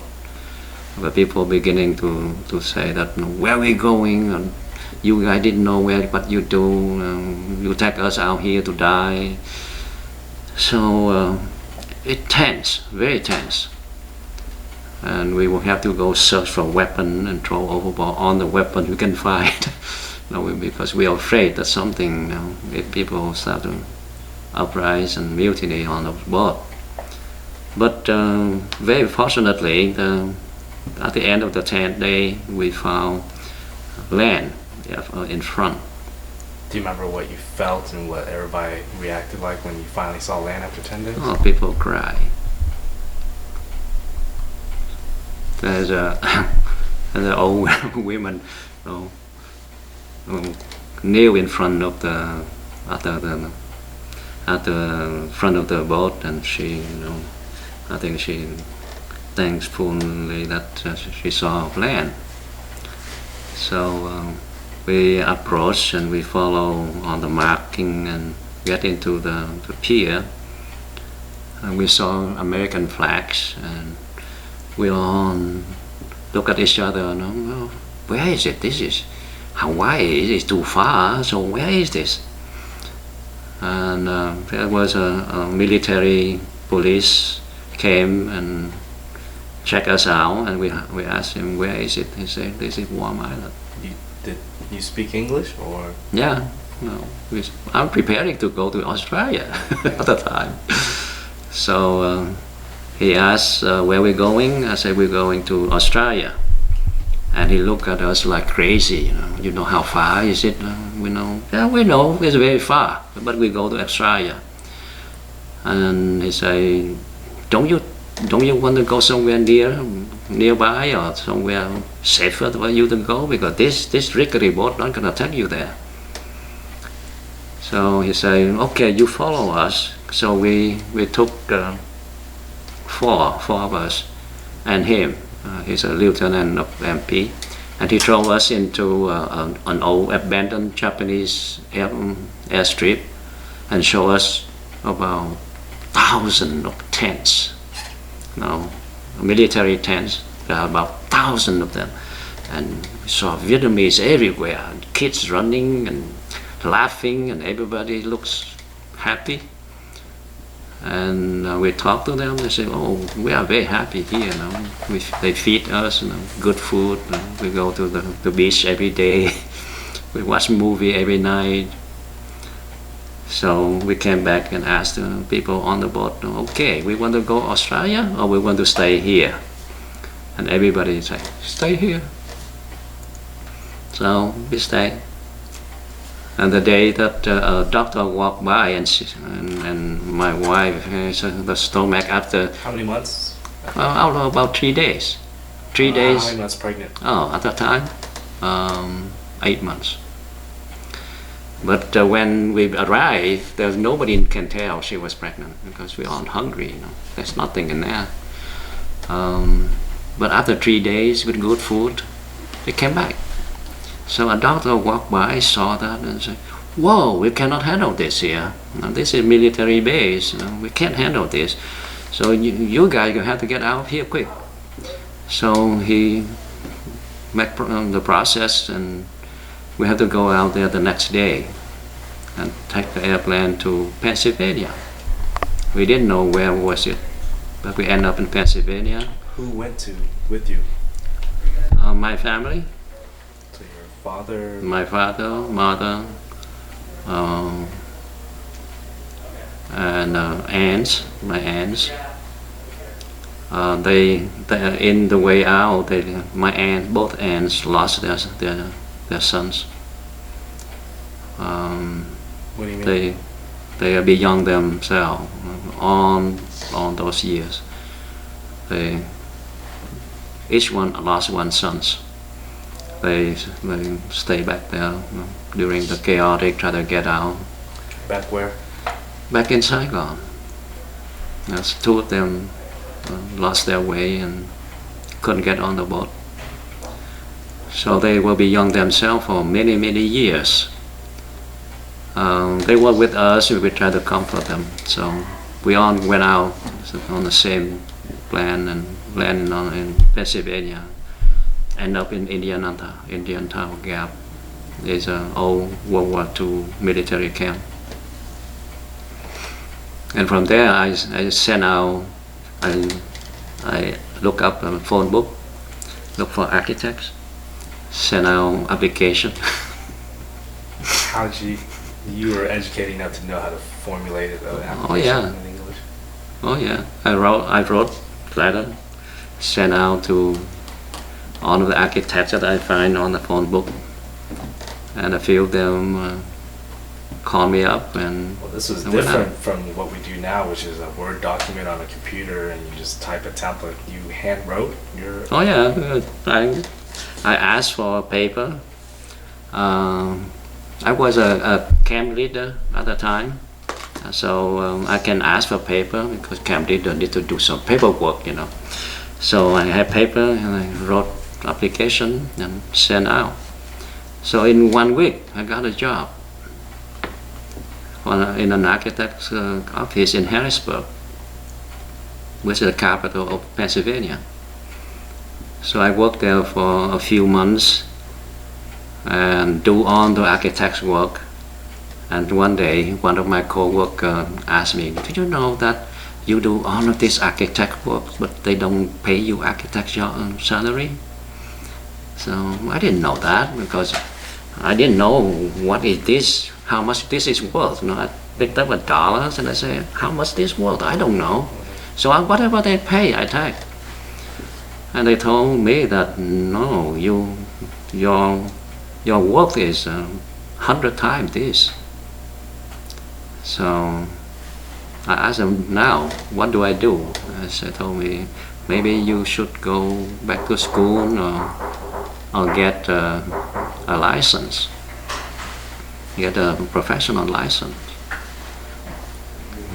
So I decided to go to Philadelphia, enroll in the University of Pennsylvania, get another master's degree in University of Pennsylvania. How was school like for you? I mean, I know you spoke English, but was it easier than what you did in Vietnam? Was it harder? It's living wise is very hard because I didn't have money. I actually slept in my car the whole first week when I went to school. Where was your family during this? The family is still in Harrisburg. Which is how far? Which is about 3 hours away. And I'm in Philadelphia, sleep in my car for the whole week, trying to find a reasonable place to live. How did your family, where did they stay? How did they, you know? The whole family living in an abandoned home, a condemned home. So, house with the plywood on the windows, closed off. So now they open all of the windows and they put us in there. The government did? No, the Catholic assistant or something. It's the Catholic organization to help refugees. They found us that house and they remove all the plywood on the windows and we move in there. We live with roach, cockroach, billions of them. So the family stay in there. They try to work odd jobs and they're okay. And I went to Philadelphia. Finally, I got a cheap place to live and find a full-time job in a small architect office in Philadelphia. So I work full-time, pay my rent for that small job, a small place there, and go to school full-time too. It's very hard work for 2 years. Get my degree, and I decided to go take the exam right away, the national and professional exam, and I passed it right away. Because architects in Vietnam is not bad. We get good basics, so it's not difficult to study here and not difficult to pass a national exam either. Because in Vietnam you had already gone to school for it and you were a young professional architecture. although during the war I didn't have a good chance to practice a profession as much, but we did study to prepare to become professor of the Polytechnic. So the knowledge was good, and it was not very difficult to gain back the professional status in the state. So I arrived in July 1975, and I gained back completely on my professional credential and status in May 1978. So it's not quite 3 years. Went back to become a professional. The reason I got the job in Philadelphia is the last week in school we must work very hard to make the thesis, the final thesis. There was a man, very good looking man with curly hair and very chiseled feature, very handsome man. He stood behind me on those time for an hour, and people told me that he stood there for an hour behind you. You didn't know that. I was working and designing, and finally he said, "Young man, do you want to go work for me?" So I look up and say, "Wow, what a handsome man! And who are you?" And he gave me the business card and say, "Tomorrow, go see me." But I forgot about that because busy finishing the thesis. So 10 days later, after I graduated, I found there's a business card, and I went to see him, and he didn't ask me anything. He just pulled out a file and said, "You designed this." So I said, "What? That's it? I designed this building?" Yes, and he took me to the studio and put me down on an office and said, "Okay, you read it, you design it. When you're ready, you see me." So I sat down and I read all the documents, all the requirements, and designed it, and then put it up. Asked him to come out, and he looked at it. "Wonderful, develop it." And now he gave me the whole team to develop it. So that first job, I won an AIA award. The first job. The AIA is American Institute of Architects. So he gave me the next job. I did the same. I won another AIA award. So in no time, I worked for him in 1978. And in 1985, he made me his partner. In no time at all, because people struggling in there for 20 years, 15, 20 years, and it only took me 7 years or so. I became his partner. I became partner of many of the large offices afterward too. So I have a lot of projects worldwide, everywhere around the world. Travel almost 100 countries around the world to do my work. Do you think that kind of opportunity and your level of success today, do you think you would have gotten there if you had stayed in Vietnam, or if you had went to Australia instead of ending up here? No, very clearly, almost all of my friends from my graduate class didn't do very well in Vietnam until lately. Now, with all of the construction and all of the work that demand architect in there after they open up the market, then they are doing well. But if I was back there then at the time, I don't think I will survive either, because of the re-education camp. A lot of people did not survive. One of my friends survived re-education camp. He became half of what he was before. And he came here through the HO program after release from the camp. He had all kind of disease, all kind of problem, health problem in him. And his mind was not very bright either. But because he was my superior, he's my 2 years ahead of me.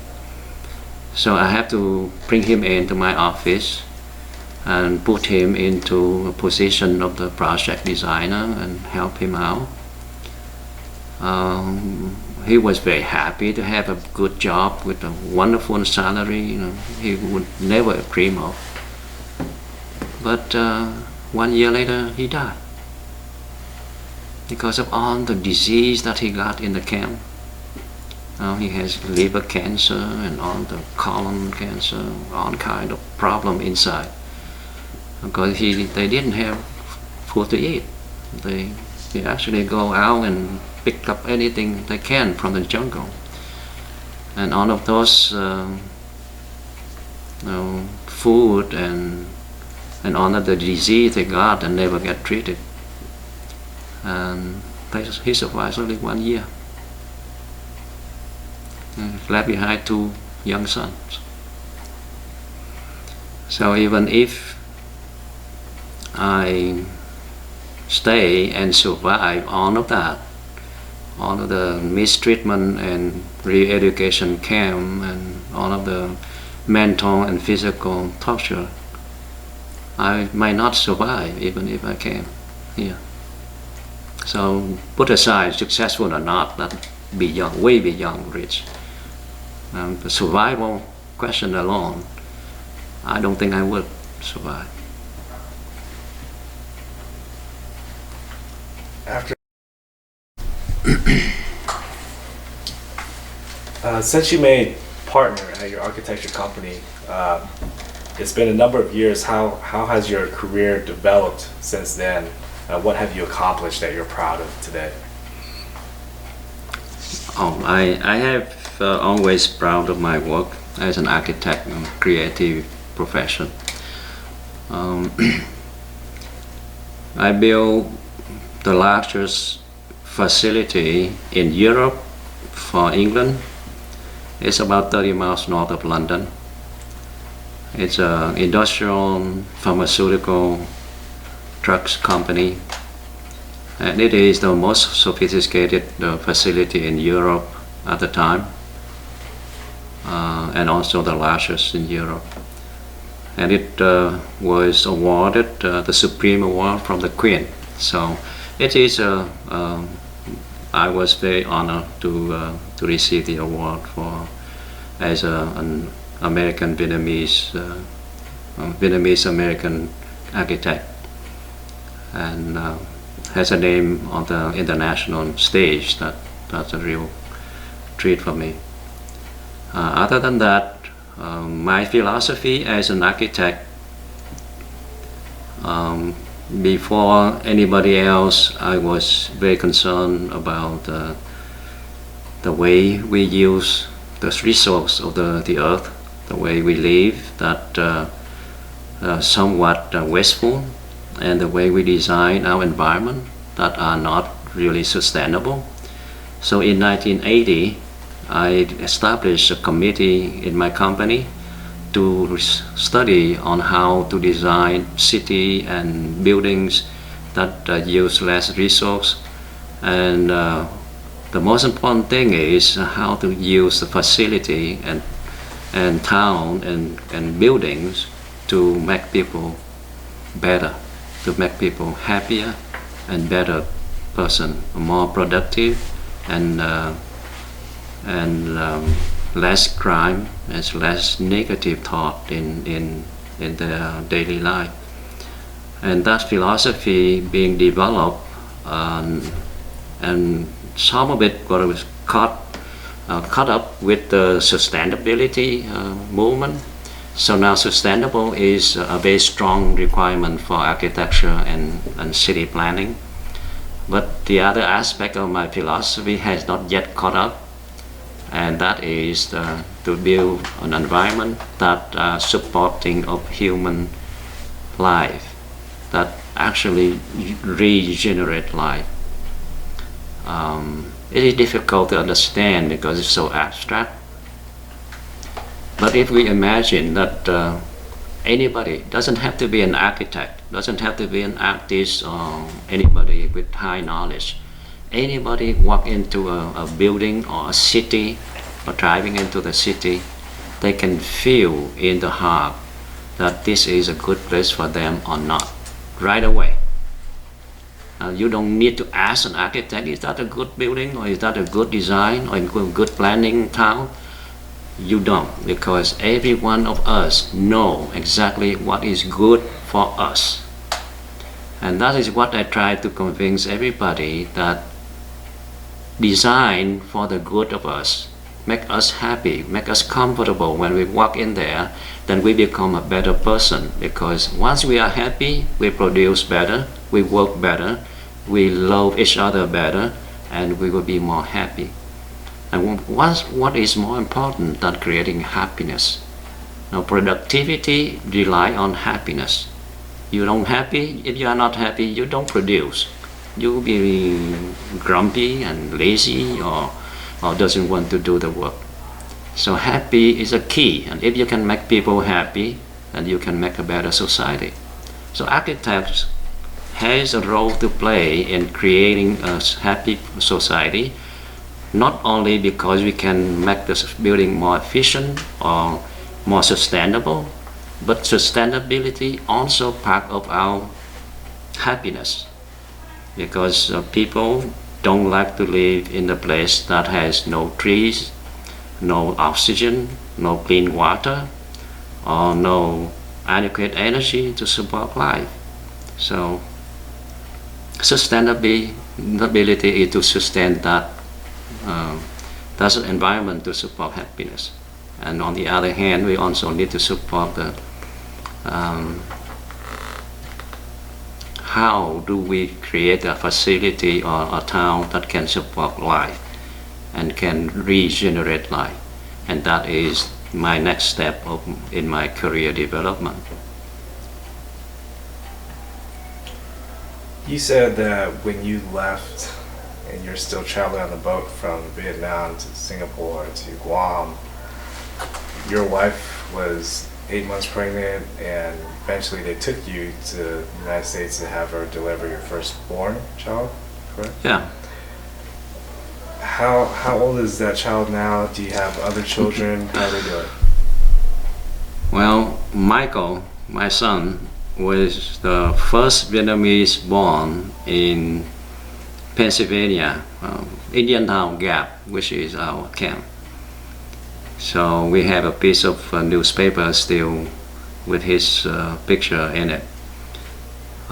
He is now an architect. He's now 35 years old, an architect, graduate from Harvard. He's married last year, married to an American-Italian architect as well. And both of them practice in Las Vegas. They are doing very well and very happy. So I'm very happy and very proud of him. He also do work around the world like his father. His projects are now in South Africa, in Macau, China, in Vietnam as well. So I'm very proud of him. He's doing very well. And he's my only one. Oh, he's your only child? Yes, he's my only son. Is there a reason you did not want to have more children after him? Not now. It's a bit to think about that now. But as you know, being an architect is difficult enough because it is a very demanding profession. And being an architect refugee is doubling or tripling difficulty. Because not only you need to prove yourself better than the rest, but you also need to to learn the language, the culture, the way of life, and the way of doing things. So I put a lot of efforts in being the best architect as I can be. And that effort probably must be paid by maintaining a smaller size family. Do I have regrets? Yes, I have regrets. I wish I have a daughter or more than one son, but it is too late to feel sorry about that. I'm still very proud of my only son. Does he know much about your background? What do you think he should know? What's the most important for your children and our future generation of Vietnamese Americans growing up here in America? What should we know about the past? Well, I always try to teach my son about his country, because he was the first one born in Pennsylvania, so he didn't know much about the country. He didn't know much about Vietnam. So every time we get together, we try to talk about the old country. So he knows pretty well about the country, about the political system, about the people and the history, and especially the history of the family, of the Nguyen dynasty. I will try to teach him more, since now we are a little bit closer together. He's in Las Vegas and I'm in Denver, so we have a little bit better opportunity to do that, and we will do that. About the young generation of the American Vietnamese, I have a lot of expectation, because I know the Vietnamese are much intelligent. They always on the top 10% of their class in their school. They always make their parents proud. I also understand that the younger generation are very concerned about the situation in Vietnam and concerned about the community of Vietnamese American in the US. And that is a huge resource and asset that the Vietnamese community does have but not use. I think it is a waste of energy, of resource, and it is a waste of future, because our older generation was effective at the time but no longer effective today. And we need to build our younger generation to take over the community, the leadership, and to make sure that there will be some smart, young, speak the language, understand the trend of the current time, take over when the older generation release their responsibility. Right now, I don't see that. I don't see the next generation, and I don't see the next generation being developed by the community. They are developed in the university, throughout the country, throughout the world.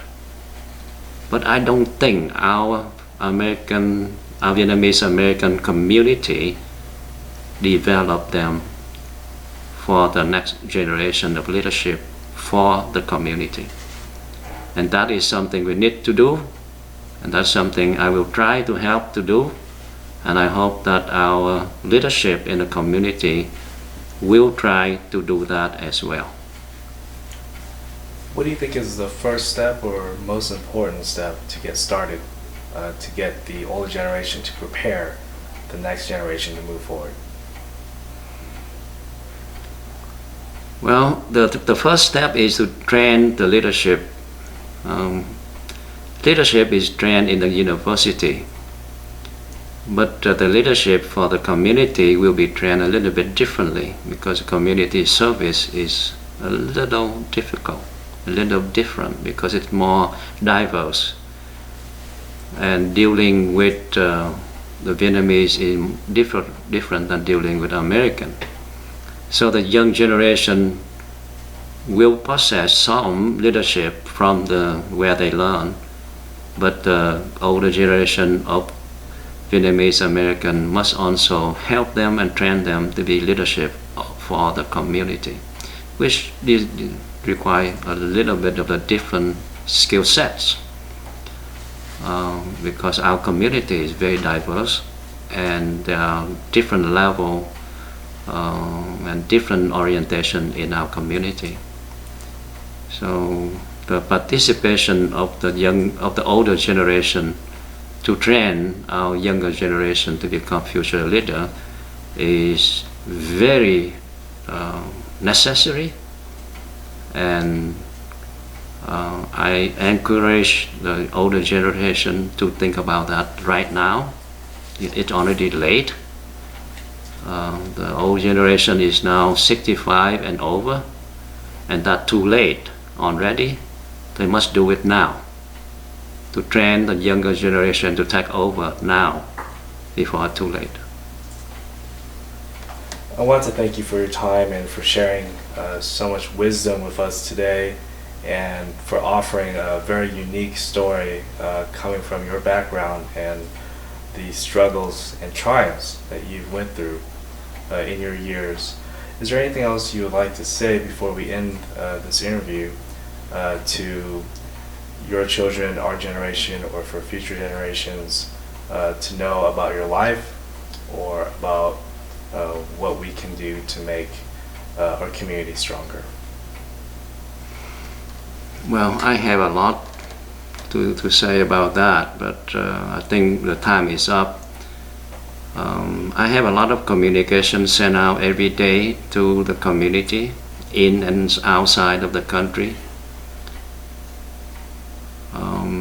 The future is belong to the young generation. My generation is over. I know that. So what do we do to maintain the strength of the country, of the communities, to support our nation, support our own country? And what we need to do to our younger generation. And I think the younger generation should understand more about their own country, where they come from, so that they gain more understanding and knowledge to deal with the situation in and outside the country. They will be the resource for the country to rely on. Now, Vietnam will always be there. Different regime will take over. Communists will not be there forever. Different, more advanced system to govern the country will be in place very soon to replace the old, outdated regime of communism. So the young generation must be ready for that time, which I think will come very soon. Do we understand enough about the country, about our culture, about our desire, about our history? Then we need to do that, to gain that experience and understanding. Someday you might want to go back and lead that country. And that someday is very soon. So get ready, be prepared, read the history, and participate in the community so that you understand the people and the culture for the day that you take over. Thank you.